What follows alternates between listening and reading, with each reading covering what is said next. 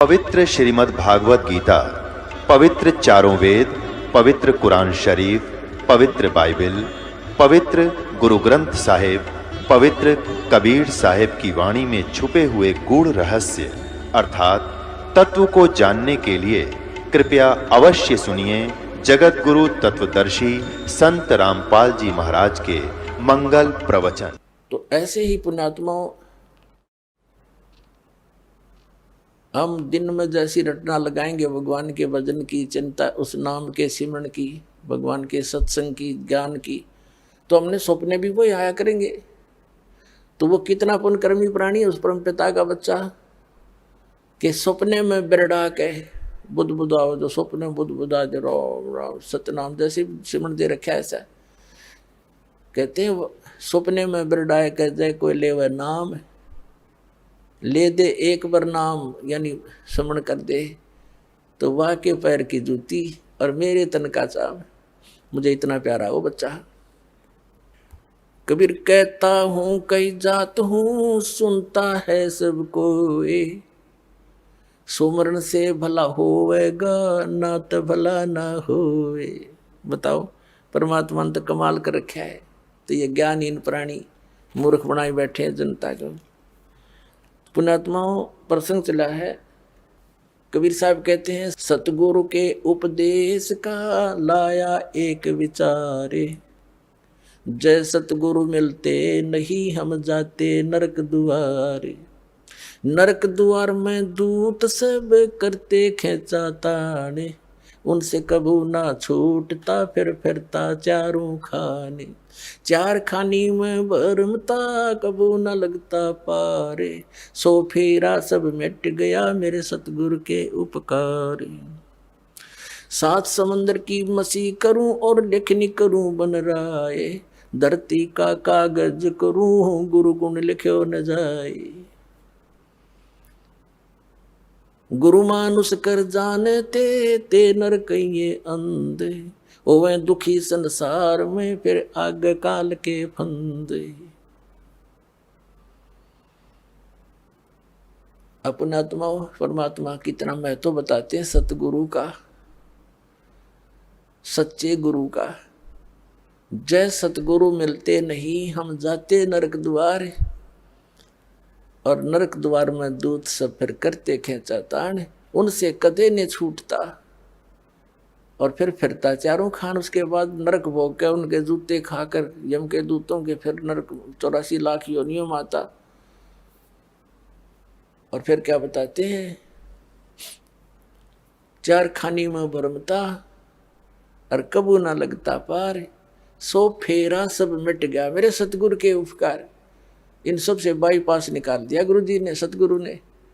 तो ऐसे सतगुरु की महिमा को लिखने लगूं, कहते सात समंदर की मसी करूं और लेखनी, मसी माने इंक, सात समुद्रा की स्याही बना लूं और पूरी पृथ्वी जितना कागज ले लूं और सभी पेड़ पौधों की कलम बना बना रख लूं। एक वृक्ष के अंदर कितनी कलम बन जाएगी, करोड़ों। और कहते सारी कलम घिस जा, समुद्र जैसी स्याही भी खत्म हो जाए और धरती जितना कागज भी शेष उसमें जगह ना रहे। लिखते लिखते तो गुरु गुण लिखा नहीं जाए, तो लिख के दिखाओ उसे सतगुरु के गुण को।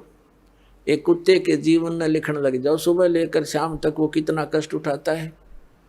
पहले तो अफलातून पाक रहा था, बनकर अच्छी पोस्ट प्राप्त करके 2 पैसे घर पर हो गए, भगवान बजा नहीं। अब कुत्ता बनकर सैर सपट्टे करता फिर रहा है। कबीर साहब कहते हैं अपनी वाणी में, बीबी पड़ते रहे थी और डोडी लगे थी वार, अब गातू गाड़े फिरती है वो बने कुतिया बाजार। वो नवाबों की लड़की औरतें, स्त्रियां, राजाओं की स्त्रियां पर्दों में रहा करती थी, डोडी आगे उनके पैर लगा करते थे। कोई गैर व्यक्ति, ऐसा वैसा व्यक्ति हमारे घरों में प्रवेश ना हो जा। और ऊंचे घर की बहू बेटियां कहलाया करती थी। सत्संग में जाने से वो इज्जत बेइज्जती मानती थी, हमारी इज्जत नहीं रहेगी, हमारे बहु बेटियां यदि सत्संग में संतों के पास चली गई थी, अब वो कुतिया अपनी अंडे बिना नी वस्त्र फिर रही है उस बाजार के अंदर सरेआम बिरनमाटी करवा दिए राम नाम बिना इस झूठी चोचलों ने। तो क्या बताते हैं, बीबी पड़ते रहे थी और डोडी लगे थी बाहर, इब गा तो गाड़ी फिरे वह बन कुतिया बाजार। वो पर्दे की सुंदरी सुनो संदेशा मोर, अब गा तो गाड़े फिरती है, वो करे सुरायों शोर।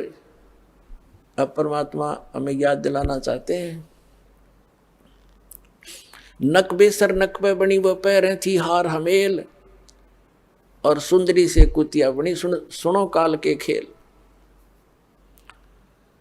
अब क्या बताया है कि पहले तो वो क्योंकि काजू किशमिश के हलवे खाया करती थी, काजू किशमिश युक्त, और जूठे छोड़ा करती, उसको बांदियाँ खाती थी। एक क्योंकि पिछले पुनक्रम की बैटरी चार्ज थी उसकी, उसने खो खंडा खराब कर दिया। आगे कुतिया बन के एक टूक के लिए गलियों में धक्के खाती फिरे, शोर करती फिरी। तो इन दुखों को याद करके पुण्यात्मा परमात्मा याद आवेगा आपके। अभी तो हम अफलातून बन गए, क्योंकि हमने जो ट्रेनिंग मिली है संसार से वो तो धन कमाने की ही मिली है, संसारिक परंपराओं को निभाने की ही मिली है। परमात्मा के पाने की तो सतगुरु ही बताते हैं। और सतगुरु फिर क्या बताते हैं, सतगुरु बताते हैं, नाम सोमर ले सुकर्म कर ले, कौन जाने कल की खबर नहीं पल की। नाम सोमर ले सुकर्म कर ले, कौन जाने कल की खबर नहीं पल की। कोडी कोडी माया जोड़ी, इब बात करी छल की। कोडी कोडी माया जोड़ी, बात करे छल की। पाप पुण्य की बांधी पोटरिया, या कैसे हो हल की खबर नहीं पल की। नाम सुमर ले सुकर्म कर ले, कौन जाने कल की खबर नहीं पल की। मात पिता परिवार भाई बंधु, या तरिया मतलब की। मात पिता परिवार भाई बंधु, या तरिया मतलब की। चलती बरिया कोई न साथी, या माटी जंगल की खबर नहीं पल की। नाम सुमर ले सुकर्म कर ले, कौन जाने कल की खबर नहीं पल की। तारों बीच चंद्रमा जो झलके, तेरी महिमा जला झलकी। आज कोई उच्च पोस्ट प्राप्त है, अच्छा कोई राजनेता है या कोई पैसे वाला व्यक्ति है, कहते आज तू अपने पिछले पुण्यकर्मों से अन्य समाज में ऐसे चमक रहा है जैसे तारों के अंदर चंद्रमा, लेकिन भक्ति ना करने से फिर क्या दुर्गति होगी। तारों बीच चंद्रमा जो झलके, तेरी महिमा झला झलकी। तारों बीच चंद्रमा जो झलके, तेरी महिमा झला झलकी। बने कुकरा बिष्टा खावे, बने कुकरा बिष्टा खावे। अब बात करे बल की खबर नहीं पल की। नाम सुमर ले सुकर्म कर ले, कौन जाने कल की खबर नहीं पल की। ये संसार रहन का सपना, जैसे ओस बूंद जल की। ये संसार रहन का सपना, जैसे ओस बूंद जल की। सतनाम बिन सब साधना, जैसे गारा दल दल की खबर नहीं पल की। नाम सुमर ले सुकर्म कर ले, कौन जाने कल की खबर नहीं पल की। अंत समय में चले अकेला, तेरे आंसू ने न ढल की। अंत समय जब चले अकेला, तेरे आंसू ने न ढल की। कहे कबीर शरण गए मेरी, हो रक्षा जल थल की, खबर नहीं पल की। नाम सुमर ले शुक्र में कर ले, कौन जाने कल की, खबर नहीं पल की। देख काल ने हमारे साथ कैसा धोखा कर रखा, भगवान याद दिलाते हैं। अब सारा जीवन इसी परिवार पोषण के लिए संसारिक परंपराओं में ही जोड़ जुगाड़ में हम व्यतीत कर देते हैं, और बीच में ही किसी कारण से, रोग के कारण व्यक्ति मृत्यु को प्राप्त होने लगता है, फिर रोता है। तो परमात्मा कहते हैं कि जब तू इस भरे परिवार को छोड़ कर जाएगी आत्मा, तो पछाड़ खा खा रोएगी, क्योंकि जिसके लिए तू यहाँ सारा जीवन खो दिया वो तेरे साथ जा नहीं रहा। आगे तेरे साथ जो वस्तु चाहिए थी वो तुझे तेरे पास है नहीं, तो फिर इतना रोएगी बुरी तरह। कहते हिडकी दे दे रोएगी है सुरता, जब तू चल लेगी अकेली। आत्मा को कह रहे हैं। तो यहाँ परमात्मा कह रहे हैं अंत समय जब तू चले अकेला, तेरे आंसू ने डल की, फिर रोएगा, फिर फायदा क्या उस रोने का। अब इस ज्ञान को पहले सुने, फिर पहले रोने लग जा उस मालिक की तरफ में, उसका नाम जाप करे। संसारिक काम भी भगवान ने ठीक करा करे। राजा लोग भी अपने प्रयत्न से जब हार लेते हैं, थक जाते हैं, परमात्मा की शरण लेते हैं, और वो आपको सिद्धि मिलन लग रही शरण, फिर क्यों ना लें हम भी अपना वही भक्ति करें। अब परमात्मा पुण्यात्माओं हर तरह से हम इस सोई हुई भांग पी हुई आत्मा को जगाना चाहते हैं। हमने या काल की माया की भांग घनी पी रखी है, और परमात्मा ने भी एंटीबायोटिक इतनी बेशुमार दे रखी है, इसने तार के छोड़ देगी। ये सत्कर मान लियो।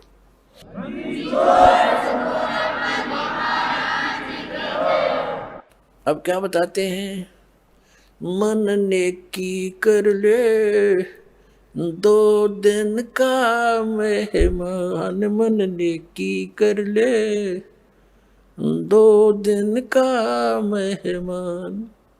देख भगवान आकर रोया हमारे लिए, एक तारा लेकर खड़ा हो जाते थे चौराहे पर, आंखों में आंसू भरकर रोते थे।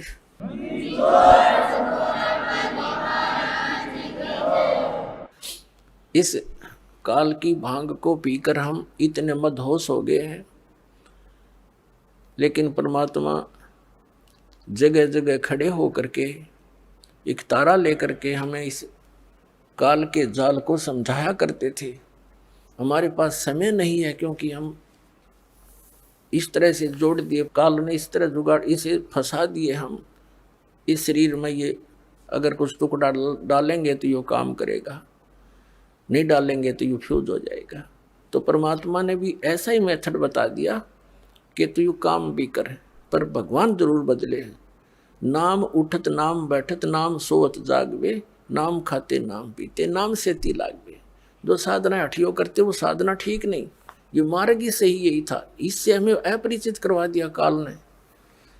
तो क्या बताते हैं परमात्मा, मन नेकी कर ले 2 दिन का मेहमान, मन नेकी कर ले 2 दिन का मेहमान। जोरू लड़का कुटुंब कबीला, 2 दिन का तन मन का मेला।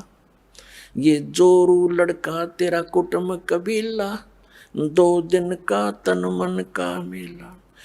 अंत समय उठ चले अकेला, ये तज माया मंडान, मन नेकी कर ले 2 दिन का मेहमान, मन नेकी कर ले 2 दिन का मेहमान।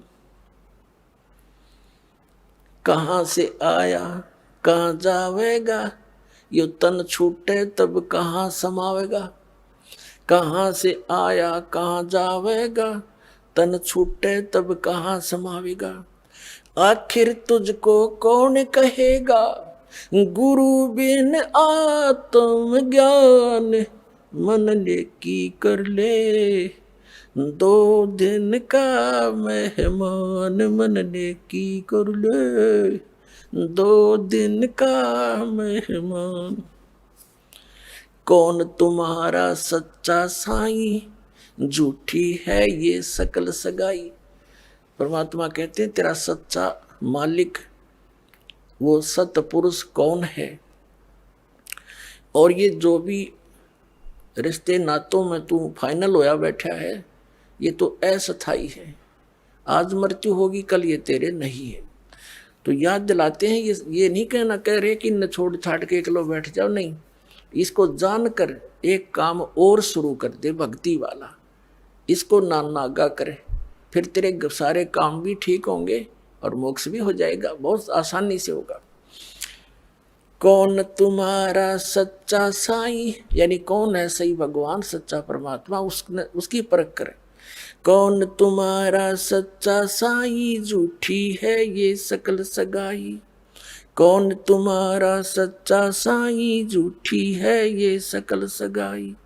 चलने से पहले सोच रे भाई, कहाँ करेगा विश्राम, मन ने की कर ले, 2 दिन का मेहमान।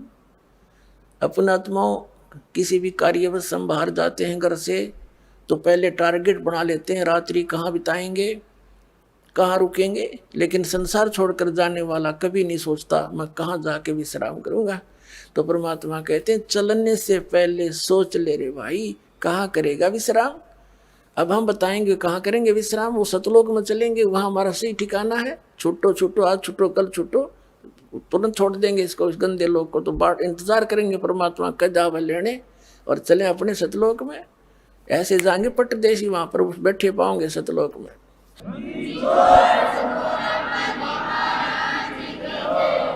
रहट माल पन घट जो भरीता, आवे जावे बरे और रीता। हर हट माल पन घट जो भरीता, आवे जावे बरे और रीता। जुगन जुगन तू मरता जीता, करवा ले रे कल्याण, मन ने की कर ले, 2 दिन का मेहमान, मन ने की कर ले, 2 दिन का मेहमान। 184 की सह तरासा, ऊंच नीच घर लेता बासा। 184 की सह तरासा, ऊंच नीच घर लेता बासा। कह कबीर सब मिटा दूं रासा, तू कर मेरी पहचान, मन ने की कर ले, 2 दिन का मेहमान, मन ने की कर ले, 2 दिन का मेहमान। पुण्यात्माओं प्रसंग चला, मात पिता मिल जाएंगे, 184 माँ और सतगुरु सेवा और बंदगी, भाई फिर मिलन की ना। अब यहां परमात्मा उसी को दृढ़ कर रहे हैं कि तू कहां से आया और कहां जाएगा। ये तेरा शरीर तो एक दिन जाना ही है, तो फिर तू आगे कहां स्थान प्राप्त करेगा। और फिर बताते हैं कि संसारिक लोग कितने ही आपके अच्छे हैं, चाचे ताऊ रिश्तेदारी आपके मित्र भी नेक हो सकते हैं, लेकिन वो आपको संसार में जीने की कला ही सिखा सकते हैं, संसारी क्रियाओं की ही जानकारी दे सकते हैं, एक आपको यहाँ का शिष्ट व्यक्ति तो बना सकते हैं। उसके लिए परमात्मा ने कहा है, कहाँ से आया कहाँ जावेगा, यो तन छूटे तब कहाँ समावेगा। आखिर तुझको कौन कहेगा, गुरु बिन आत्म ज्ञान, मन ने की कर ले, 2 दिन का मेहमान। कितनी गहरी बात कही है मालिक ने कि तुझको सतगुरु के बिना, गुरु के बिना ये जानकारी कौन देगा, तू क्या कर रहा है, तुझे करना क्या चाहिए था, वास्तविक भक्ति कौन सी है, तू कहाँ से आया था, यहाँ किस जुगाड़ में जुड़ा बैठा है, इस ज्ञान को सतगुरु बिना तुझे कौन कहेगा। आत्मज्ञान, पुण्यात्माओं, एक आत्मज्ञान, एक परमात्म ज्ञान। आत्मज्ञान तो वो है कि हमें ये पता हो कि हम कौन हैं, हम यहाँ क्या कर रहे हैं और कहाँ से हम आए हैं।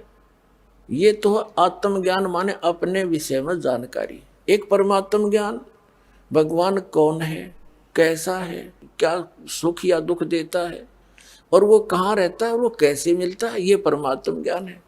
तो आत्मज्ञान किसी ने सुन ले सब बोला आत्मज्ञान हो गया, टट्टू हो गया आत्मज्ञान। किसी को पता लग गया तो कैद में है, क्योंकि शराब पी कर की तो बकवाद कर दी, सुबह थाना में पड़ा पाया, वह शराब उतर दे, नशा उतर दे, पता लग गया आत्मज्ञान हो गया कि मैं तो जेल में पड़ा हूँ, और उससे कोई समाधान ना करने का तरीका मिला तो उस आत्मज्ञान का क्या फायदा। तो आत्मज्ञान के बाद फिर वहां से निकलने का ज्ञान और होना चाहिए, तब छूटेगा पीछा, तो वो परमात्म ज्ञान।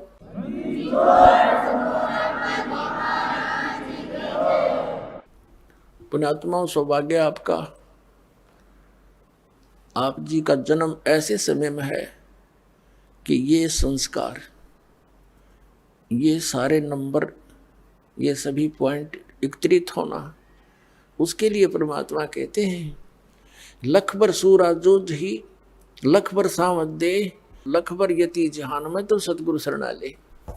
लाखों बार आप बहुत पुण्यात्मा रहे होंगे, युगों युगों में बड़े अच्छे कर्म किए होंगे, बुराइयों से बचे रहे, आपकी महिमा भी खूब हुई होगी, क्योंकि अच्छे आत्मा अच्छे काम करके जाते हैं। चाहे कोई राजनेता बनता है या कोई सूरवीर सैनिक होता है, वो अपने वतन के लिए टुकड़े टुकड़े हो जाता, पीछे कदम नहीं हटाता, उसको सूरवीर बोलते हैं। सूरवीर के अंदर एक गुण और होता है, वो ना अधर्म सहन करता है, ना वो देख सकता है, वो किसी का दुख नहीं देख सकता और उसके लिए स्वयं संघर्षशील हो जाता है। तो यानी परमार्थी व्यक्ति वो होते हैं, कहते हैं लख बर सूरा जूझ ही लख बर सावत दे। सावत दे पहले, अब तो अभाव हो गया क्योंकि इतनी अच्छी आत्मा नहीं रही। पहले बहुत पुण्यकर्मी प्राणी होते थे, उनका कईयों का तो एक हाथ घुटनों से नीचे तक लंबा होता था, किसी के दोनों ही होते थे, उसको सावत देह बोलते थे। बहुत पुण्यकर्मी प्राणी होते थे, बड़ी नेक आदमी होते थे, वो किसी का बुरा नहीं करते थे, वो इतने शुद्ध विचारों के होते थे। और लखबर यति जहान में, यानी हनुमान जैसे बाल ब्रह्मचारी यति, तब ये सतगुरु शरणा ले, तब ऐसी पुण्यात्माओं को ये मिलता है। लाखों बार ऐसे शुभ संस्कार तुम्हें हो रह चुके होंगे। फिर बताया परमात्मा ने कि कबीर परमात्मा के ज्ञान को सुनकर गोरखनाथ बड़ा ज्ञानी बन गया था, उस बात सुना सुना के, और घने व्यक्तियों को उसने अपने पीछे लगा लिया था। परमात्मा कहते हैं कि ज्ञानहीन प्राणी एक हल्दी की गांठ प्राप्त करके और अपने आप में प्रसिद्ध हो जाते हैं। परमात्मा कहते हैं, धर्मदास जी से कहा था, धर्मदास मेरी लाख दुहाई, ये मूल ज्ञान की तो बाहर रह जाई। मूल ज्ञान बाहर जो पढ़ी है बिचली पीढ़ी हंस नहीं तरही। तो मूल ज्ञान तब तक छिपाई जब तक ये द्वादश पंथ ना मिट जाए। तो कहने का भाव ये है कि परमात्मा ने उनको ज्ञान अवश्य दिया था, मूल ज्ञान नहीं दिया था। फिर भी गोरखनाथ जी बड़े प्रसिद्ध हो गए थे, वे बड़े विद्वान हैं, बड़ी अच्छी कथा सुनाते हैं, बड़ा ज्ञान रखते हैं। तो परमात्मा ने कहा था कि गोरख से ज्ञानी गणे और सुख दे यति जहान, सीता सी बहु बहारिया ये संत दूर स्थान। गोरख जैसे ज्ञानी भी बहुत मिल जाएंगे, ये अटपट करनी है, और सुखदेव ऋषि जैसे यति भी बहुत हो जाएंगे। जो राजा जनक ने उसकी परीक्षा ली थी, एक कमरे में एक बहन को भेज दिया था, उस संयमी व्यक्ति ने टच नहीं करने दिया।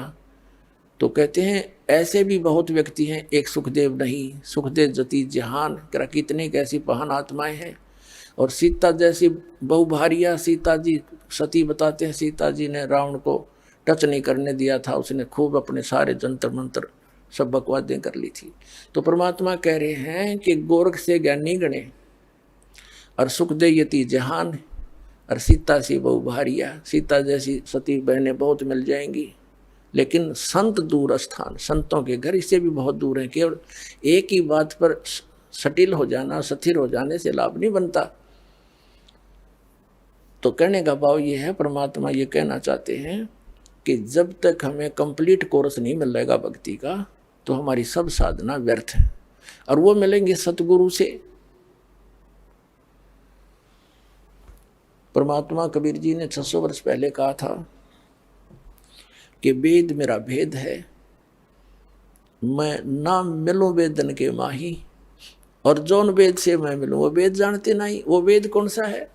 गीता जी अध्याय नंबर 4 के श्लोक नंबर 32 में गीता ज्ञानदाता कहता है कि जो सच्चिदानंद घन ब्रह्म ने अपने मुख कमल से जो वाणी बोली है, वो सच्चिदानंद घन ब्रह्म की वाणी है, वो कबीर वाणी है।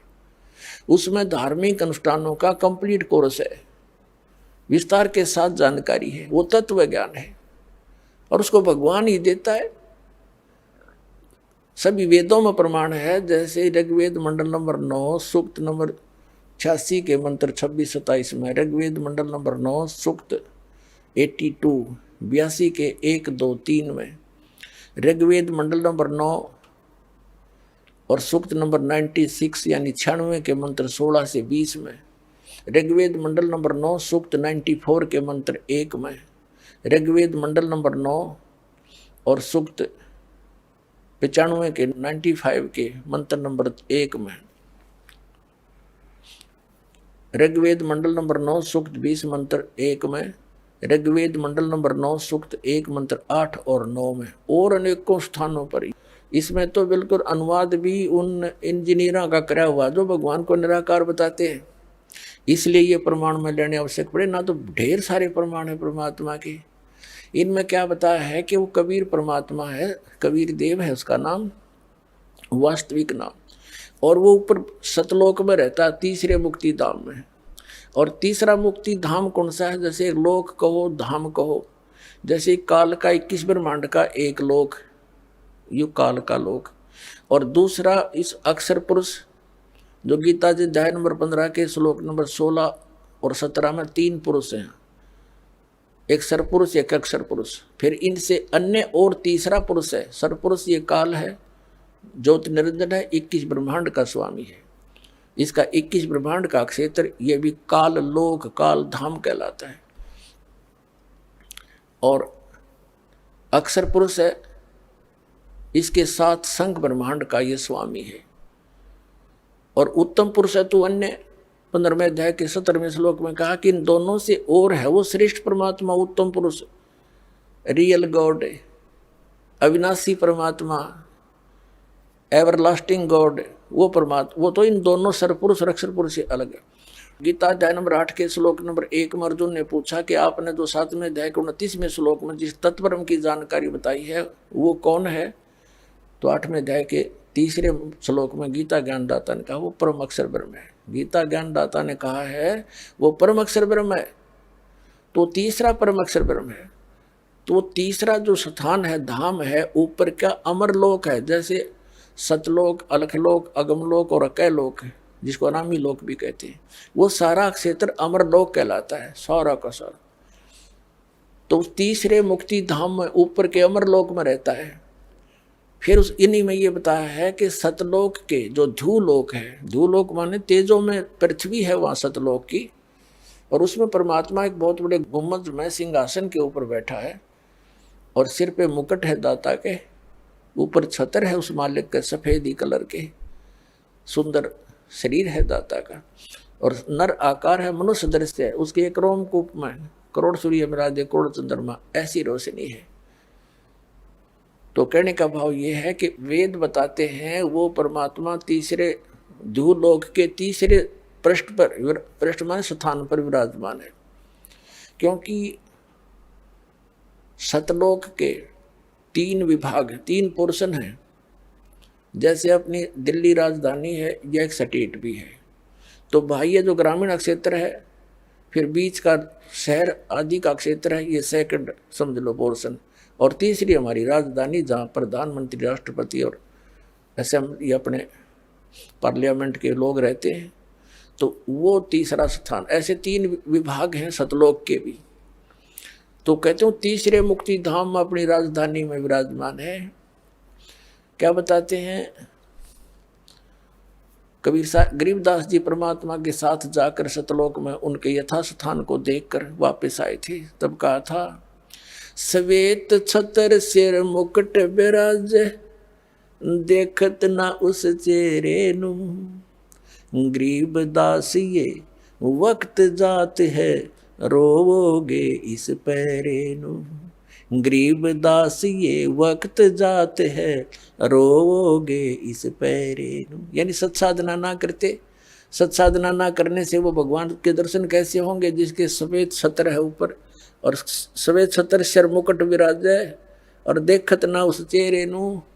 गरीबदास ये वक्त जाता है, रोवोगे इस पैरे नु। इस मनुष्य जीवन का समय, पैरा माने समय, ये हाथ से छूट गया, फिर रोया करोगे कुत्ता बनकर, रात ने कुत्ता करा करो, उसको याद आता है बात बिगड़ गई सारी।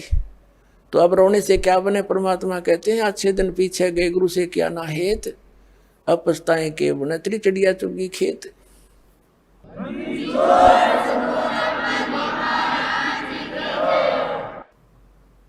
अब परमात्मा स्वयं ही वहां से चल कर आते हैं जहां वो भगवान रहते हैं। वेद गवाही देते हैं कि वहां से चलकर आता है, एक साधु रूप बनाकर कहीं भी प्रकट हो जाता। 3 प्रकार से परमात्मा हमारी धारण पोषण करता है। एक रूप में तो सतलोक में रहते हैं, स्थायी रूप में तेजो में शरीर मालिक का, करोड़ सूर्य मरादे करोड़ चंद्रमा से एक रूम की शोभा। सतलोक में, अलखलोक में भिन्न शोभा है।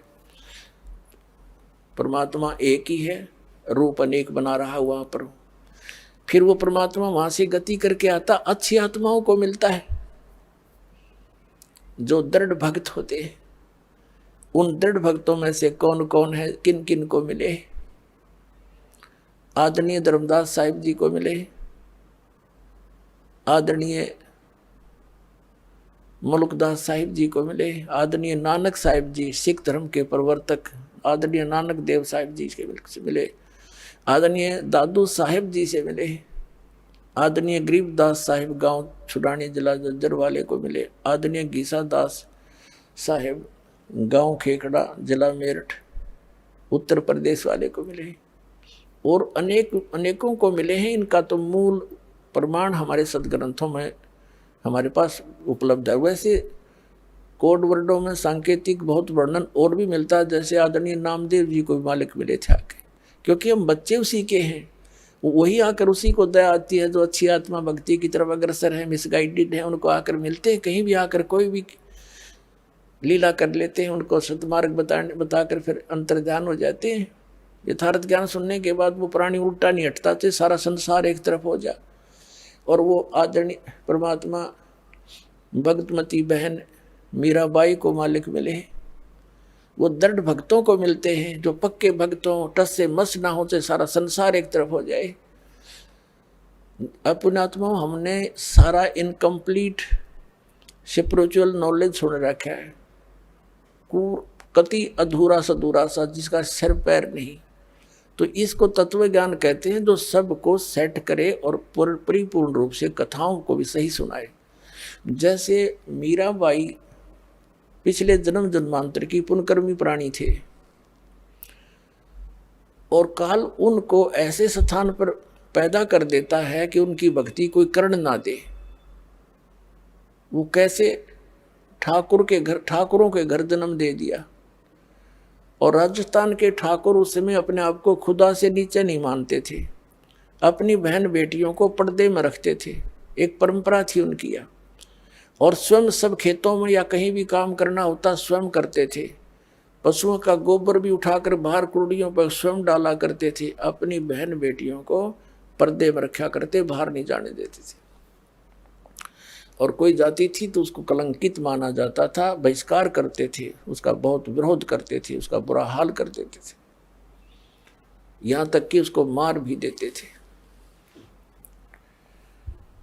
अब परमात्मा की आत्मा भगवान बन नहीं रह सकती और पिछले संस्कार उसको टिकने नहीं देते, जिसके परिणाम स्वरूप वो आत्मा परमात्मा के लिए कहीं ना कहीं भटक रही होती है। काल ने जगह जगह एजेंट बैठा रखे अपने, कहीं देखोगे कोई पूजा पाड़निया, कितने कोई पत्रालियाँ बैठा ला तेरी भविष्य बता दूं, आजा बैठ जा धर दे 20 रुपये। फिर ये नकली संत, ये पंथ बना रखे नेरे, ये सारे एजेंट काल ने छोड़ रखे मिसगाइड करने के लिए। एक दयालु दाता हमारा पिता विधाता है, कबीर भगवान गोस्वामी आता है, वो जब ज्ञान देने लगता है तो विरोधी लोग असंख्य होते हैं।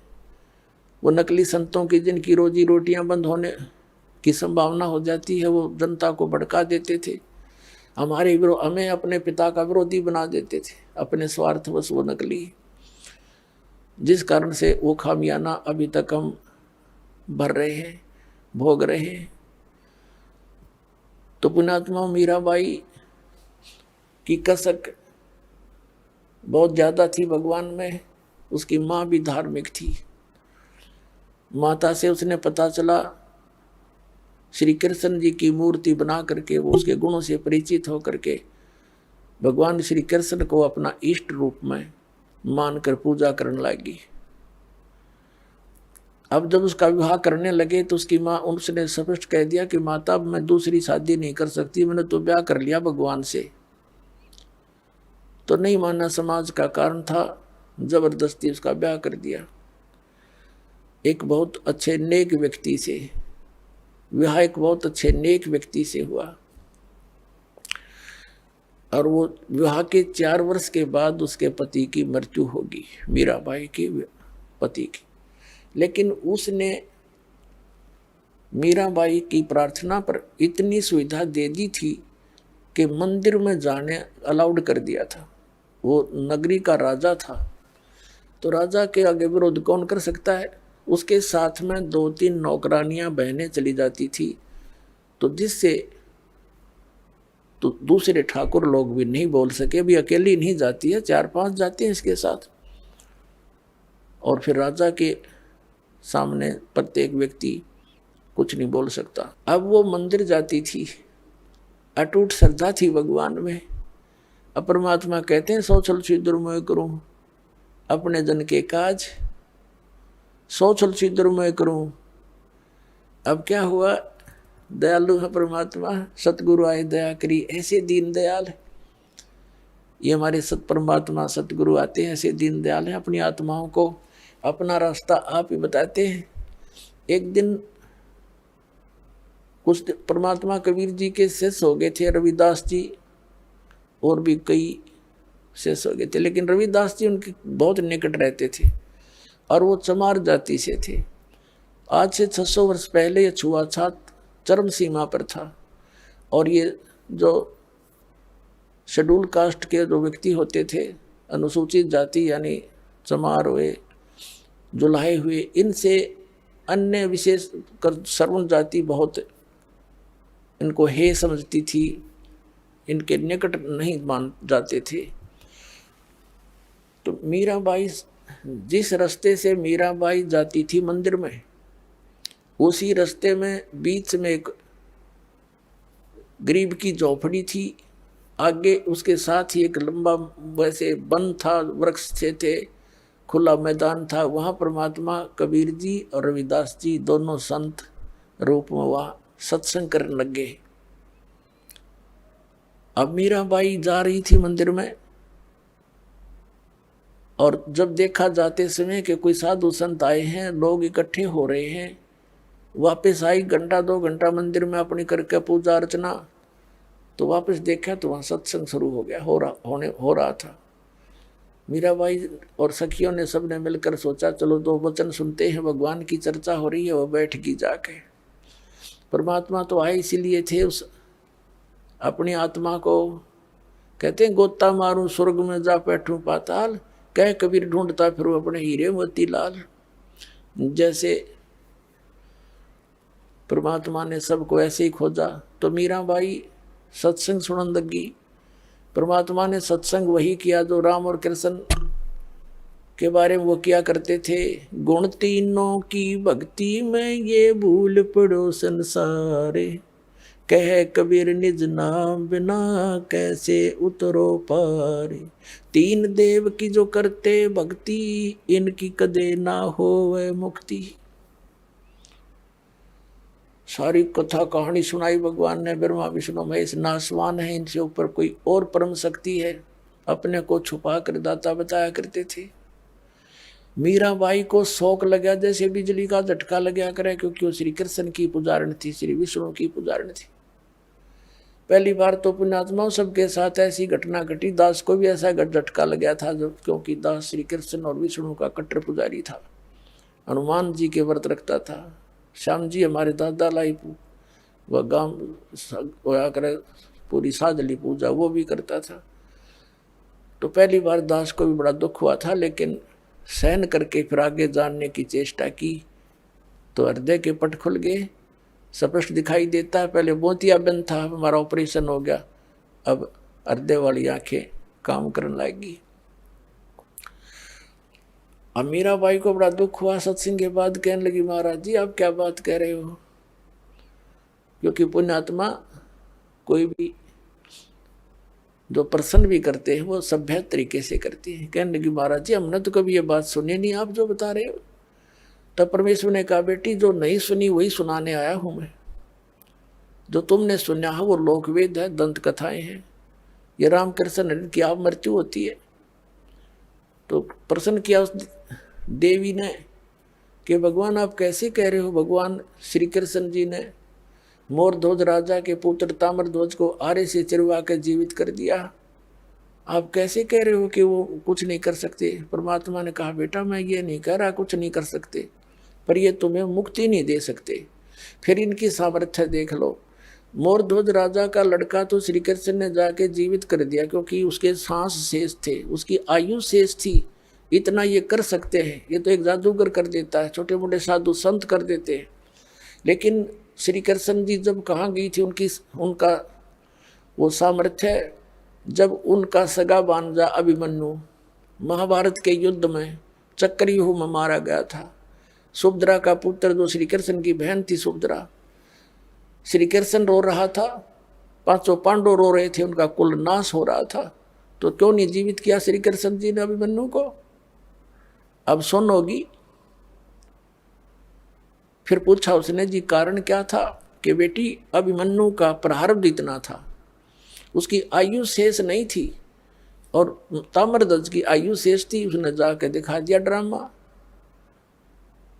तो सेम गिवा एकदम, क्योंकि मालिक के जो ज्ञान है ये सटीक उदाहरण है। वह घर चली गई तो कहने लगी जी, फिर उसने कहा परमात्मा से, फिर दूसरा प्रश्न किया कि मुझे भगवान कृष्ण साक्षात दर्शन देते हैं, मैं उनसे बातें भी करती हूँ। परमात्मा ने कहा, बेटी तू अपने कृष्ण जी तो पूछ लिए, ये देवता है, ये झूठ नहीं बोला करते, सच्ची बताओगे तेरे को। अब उसने तो रात में नींद आई नहीं, बहुत कसक होगी, तो उनको जैसा भी वो समय कभी प्रकट हुए, श्री कृष्ण जी से पूछा, भगवान आप तो सतोगुण भगवान हैं, आप तो झूठ बोला ही नहीं करते।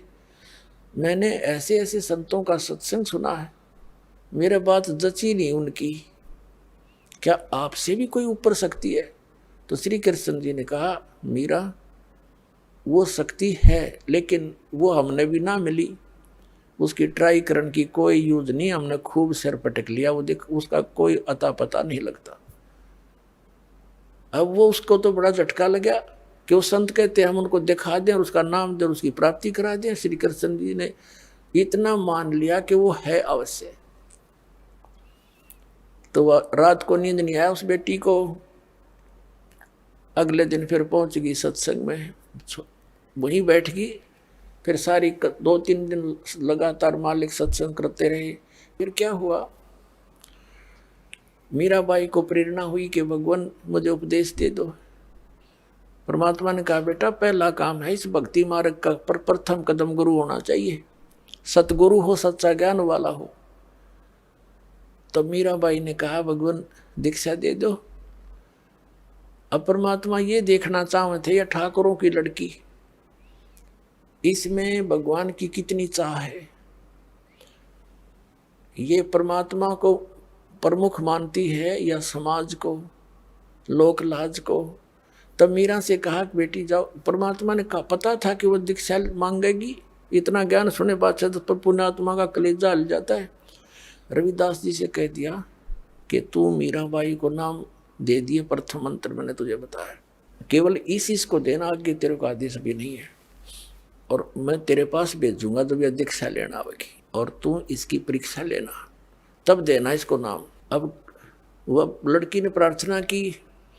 परमात्मा ने कहा बेटी जाओ उसके पास, वो बैठा महात्मा, वो देंगे तुझे दीक्षा। वो तो गई वहां पर जहाँ संकेत मिल गया, जाकर बैठ गई। एक महाराज जी नाम दे दो, दीक्षा दे दो। रविदास जी कहने लगा बेटी बहन मैं हूँ चमार जाति का और तू है ठाकरा की बेटी। गुरु से नाम लेने के बाद जब तूने लोग जाके यूं कहेंगे तूने किससे नाम ले लिया है, चमार पर नाम ले लिया, इज्जत का नाश हो गया। और जब तेरे मन में दोष आ गया भक्ति खत्म हो जाएगी तेरी, और लोग तेरी बेइज्जती बहुत करेंगे बेटी, तो कोई और देख ले अपना गुरु। तो मीराबाई ने कहा कि महाराज जी मैं आपकी बेटी, आप मेरे पिता, बाढ़ में जाए संसार, मैंने नाम दे दो, मैं पीछा छुटवाना चाहती। तो रविदास जी ने दीक्षा दे दी। अपने आत्मा भक्तों के लक्षण ये होते हैं, वो लोक लाज नहीं करते। कभी परमात्मा की वाणी में भी गरीबदास साहिब बताते हैं, लोक लाज ना कीजिए निर्भय हो रहिए, और यो मन चावे राम को तो दासा तन करिए। कहते हैं लोक लाज ना कीजिए निर्भय हो रहिए, जय मन चावे राम को दासा तन करिए। स्वान स्वरूप संसार है कुछ कर सी नाही, शीस महल को देख करिए भौंक भौंक मर जाही। सत्संगी तजना सत्संगी संगना तज चितराम बसाही। नित्यानंद जी महाराज संत हुए हैं, उन्होंने कहा है कि लोक लाज मर्याद जगत की तृण जो तोड़ बगावे। ये लोक लाज मर्याद जगत की नोगे तृण की तरह डिकड़े की तरह तोड़ के फेंक दे, तब कोई राम भगत गत पावे। तो साधु संतां के पिछले उदाहरण देख लो, उन्होंने लोक मर्यादा कति नहीं करी। जैसे आदरणीय नानक साहिब जी हिंदू धर्म में थे, अरोड़ा खत्री इनके घर जन्म था इनका, और रामकृष्ण के पुजारी थे। परमात्मा मिले तो पूरा उसी दिन त्याग दिया था, परमात्मा के दर्शन करके आते ही सब छोड़ दिया, और पूरा विरोध हुआ था उसका हिंदू समाज में, होने दे, कति परवाह नहीं करी। ये दृढ़ भक्त होते हैं जिनको भगवान आकर मिलते हैं। तो मीराबाई ने कहा भगवान मुझे नाम दे दो, आप मेरे पिता, मैं आपकी बेटी, कुछ हो मेरे साथ वो संघर्ष, आप मेरे साथ रहोगे, मैं आप झेलूंगी सब कष्टों को, पर परमात्मा के लिए मैं कुछ भी कर सकती हूँ।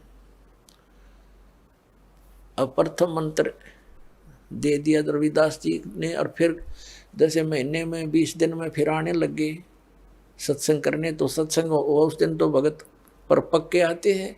सत्संग विशेषकर परमात्मा रात्रि में भी करते थे और दिन में भी करते थे।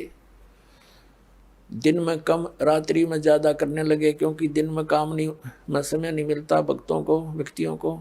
रात्रि तो अपनी ही होती है, अपने ही समय नींद से समय निकाल लेते हैं। अब पहले तो वो दिन में मंदिर में जाती थी, अब रात्रि ने सत्संग में जाने लगी, दोनों टाइम, सुबह भी, दिन में भी, रात में भी। अब पहले तो उसका पति था, उसको साथ देता था, कोई बोलने वाला नहीं था। अब उसकी मृत्यु के बाद उसका देवर बन गया वहां का, उस नगरी का राजा। उसने मीराबाई को बहुत समझाया कि तू अब मत जाया कर, पहले तो तेरा पति था, अब लोग पता नहीं क्या क्या बात बनाते हैं, हमारी इज्जत का नाश कर देगी तू। उसने कोई परवाह नहीं करी थी, मंदिर में जाती रही। और फिर लागी और रात में सत्संग में जान। इस बात का उसके देवर ने घना मलाल हो गया। घना दुख मान लिया कि इसको तो मार दे तो अच्छा है, और इसने तो इज्जत का नाश कर दिया। तो क्या किया उसने, क्या किया, एक दिन अपने पुत्र का जन्मदिन रख दिया, रिश्तेदार आए हुए थे, और एक किसी सपेरे से कहा कि ऐसा विषधर ला दे, ऐसा विषयर ला दे सर्प के डंक मारते मर जाए आदमी। उसने वैसा ही ला दिया, राजा का हुक्म था, और एक डिब्बे में बंद करके ऊपर लिख दिया 9 लखा हार। राजा ने एक बांदी से कहा, नौकरानी से, जाओ मीरा को दे दे, ये हार गले में पैर लेगी, सुंदर कपड़े पहन लेगी, रिश्तेदार आवेंगे। और ऐसे, क्योंकि वो तो ऐसी रहती थी बेचारी, उसने तो ना उड़ने पैरने की कोई परवाह नहीं रही थी, भगवान में कसक गनी लगी थी। तो उसने कहा कि ठीक से कपड़े पहन लेना, मेरी बेइज्जती ना करवाना, रिश्तेदार ने कहेंगे भाई रहा नहीं, उसकी पत्नी को कैसे रखता है, और ये हार पहन लेगी। उसने सोचा था न्यू कि सर्प डस कर इस मर जाएगी, सर्प देगा डस, सारे रिश्तेदार होंगे, सब गवाह हो जाएंगे, सांप लड़ गया भाई, हम भी वहीं थे, इसलिए मृत्यु होगी इसकी। इसने चाल तैयार चाली थी। अब वो नौकरानी ने तो जाकर दे दिया केले, मीरा भाई राजा ने बताया है, इसमें एक हार है बहुत कीमती, इसको पहन लेना, और सुंदर कपड़े पहन लिया, जो उनका लड़के का जन्मदिन है, दूर दूर के रिश्तेदार आए हुए। मीरा भाई बोली रख दे बेबे, पहन लूंगी। नानू का हाइबा पहन ले, अकमा पहन लूंगी, तो जा। वह चली गई। अब उसने खोला कि ना पैरूंगी तो यूं दुखी करेगा, इन बातों में तो कोई खास आंट भी नहीं मेरा भक्ति की, मेरे लिए तो माटी है, यू हार है, जो कुछ भी है, लेकिन यू बकवादी आदमी दुखी करेगा। तो उसने अपना धोए दाए कपड़े पहन कर वो हार गले में पहन कर बैठ गई कि जब वहाँ जाएंगे इकट्ठे में चली जाऊंगी, जहाँ इकट्ठा होना है पार्टी में। अब 5-7 मिनट के बाद वो आया, वो तो वो तो ये देखने आया था कि मर्गी होगी, वाई वाह के कह दो सांप लड़ गया, सांप लड़ गया, ये रहा, भागियो भागियो। अब उसने जाकर देखा कि वो मीरा बाई गले में सुंदर हार पहने बैठी। तो कहने लगा कि ये हार कहाँ से लाई, तो उल्टा मैं जानता था तू रातों जाती है, यही कर्म करने जाती है। वो कहने लगी, जी आप भी मुझे जीने देते ना मरने देते, आप ही ने तभी भेजा था, और देख मुझे ही कलंकित कर रहे हो। तो वो कहता, मैंने कहाँ, कौन से उसमें कहाँ भेजा था, कि ये डिब्बे में, ये बांदी नौकरानी देकर गई थी। वो डिब्बा देखा कि इसमें क्या था, कि इसमें ये हार था। अब उसने सोचा, बांदी बुलाई नौकरानी कि तू, बोली जी मैं अभी देकर बाहर ही बैठी हूँ, इनके बाहर नौकरानी थी, वो बाहर रहती थी, और यही डिब्बा, और तो उसके पास कोई वस्त्र भी, कपड़ा भी नहीं था विशेष, और कोई पात्र भी ऐसा नहीं था। अब उसने सोचा भाई बड़ी, उसने सोचा सपेरा जादू कर गया मेरी खातिर, वह ना जच्ची उसके, कोई और जादू जंत्र का दे गया होगा। तो जब तो वह बच गई। एक दिन उसने क्या किया कि एक सर्प से एक विष मंगवाया, विष डालकर एक प्याले से, उन्हें सोचा यह मरती नहीं, मानती नहीं, इसने इज्जत का नाश कर दिया, जिसको जहर से मार देते हैं। उसको कहा विष, साथ गया तलवार लेकर कि ये जहर पी ले, ये विष है इसके अंदर, या तो इसको पी लेना, तेरी गर्दन काटूंगा। तलवार लेकर खड़ा हो गया। मीरा बाई ने सोचा मारना तो इसने है ही, तलवार से तो दर्द होगा, विष पे लेती हूँ, आराम से मर जाऊंगी। अब करके मालिक को याद, और विष पीगी सारा। और वो देखा खड़ा खड़ा न्यो का नो चेहरा, आध घंटे तक बाट देखी दुश्मन ने, वो मरी नहीं, वापस आ गया या वासा होकर। तो परमात्मा कहते हैं, मीरा बाई को मारन लागे जहर का प्याला प्यारे, पीवत ही अमृत हो लाग्या, हो गया सर्द ही यारे। मन तू पावेगा अपना किया रे, भोगेगा अपना किया रे। भक्ति के अंदर ऐसी शक्ति है पुण्यात्माओं, विश्वास करना इस मालिक पर। ये कथाएं सुना करते थे हम, कथा नहीं थी, ये सच्ची बातें हैं। कहाँ तो विष ने मारना था, कहते हैं पीवत ही अमृत हो गया और हो गया शरद ही यारे। कहाँ तो विष ने बेचैनी पैदा करनी थी और कहते हैं ठंडक सी होगी उस बेटी की अंतःकरण में। अब उसने सोचा भाई ना तो या मारे तो मरती उसके देवर ने, अब इसका के इलाज करो, इसने तो हमारा बट्ठा बैठा दिया इज्जत का। उसने उसकी माँ बुला ली, मीराबाई की उससे कहा कि मौसी तू समझा दे इसने। और माँ की बात बेटी मान लिया करती है। तो माँ ने बहुत समझाया, बेटी देख इधर उधर जाती है, हमारी तकरार होती है, तो अपनी भक्ति यहाँ कर ले। और वहाँ सौ प्रकार से उसने जैसे तैसे माँ बेटी को समझाती है, अपने सारे जंतर मंत्र कर दिए पर वह ना मानी। फिर यहाँ तक कहा कि बेटी हम ठाकुर और वो चमार जिस तू नाम ले आई, इसमें भी हमारी बेइज्जती का मामला है बेटा, तू मत जाया कर वहाँ। तो माता और बेटी का फिर क्या एक कवि के द्वारा बना गया शब्द सुनाते हैं। सत्संग में जाना मीरा छोड़ दे, सत्संग में जाना मीरा, आए मारी लोग करे तकरार, सत्संग में जाना मीरा छोड़ दे। आइए अब हम उन श्रद्धालुओं के अनुभव जानते हैं जो जगत गुरु तत्वदर्शी संत रामपाल जी महाराज जी से दीक्षा प्राप्त कर चुके हैं तथा उनके द्वारा बताए गए भक्ति मार्ग पर चल रहे हैं। बहन जी नमस्कार। साथ साहब जी। क्या नाम है आपका? कुलविंदर कौर। कुलविंदर कौर जी, कहाँ से आए हैं आप? जिला मोगा, पंजाब, पिंड अजीतवाल। संत रामपाल जी महाराज से कब जुड़े? संत रामपाल जी महाराज जी से 2 साल तो जुड़े हुए हैं। संत रामपाल जी महाराज से नाम दीक्षा लेने से पहले आप क्या भक्ति साधना करते थे? मैं बहुत दिन रात ही मतलब गुरुद्वारे जाती सी, पीरां दे भी जाती सी, पर कुछ नहीं मिला। आप संत रामपाल जी महाराज की शरण में क्यों गए?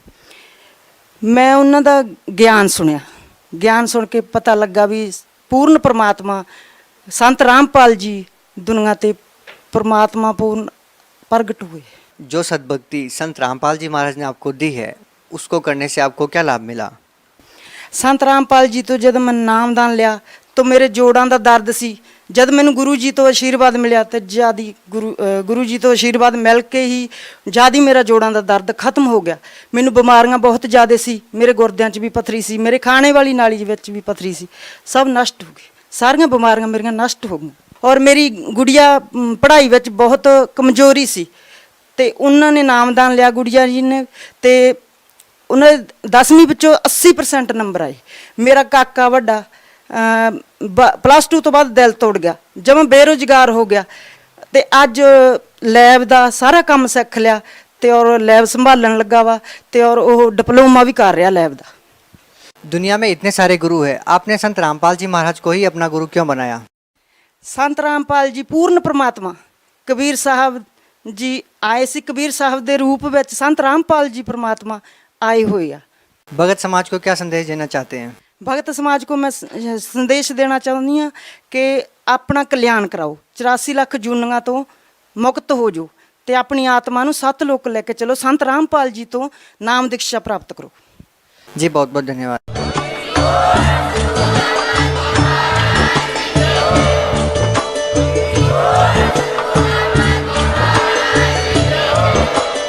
आप सुन रहे थे जगत गुरु तत्वदर्शी संत रामपाल जी महाराज जी के मंगल प्रवचन। अधिक जानकारी के लिए विजिट कीजिए हमारी वेबसाइट www.jagatgururampalji.org। संत रामपाल जी महाराज जी के शुभ आशीर्वाद से पूरे विश्व भर में 500 से भी ज्यादा नाम दीक्षा केंद्र हैं, जिन पर संत रामपाल जी महाराज जी द्वारा ऑनलाइन निशुल्क नाम दीक्षा दी जा रही है। अपने नजदीकी नाम दीक्षा केंद्र का पता करने के लिए संपर्क करें 8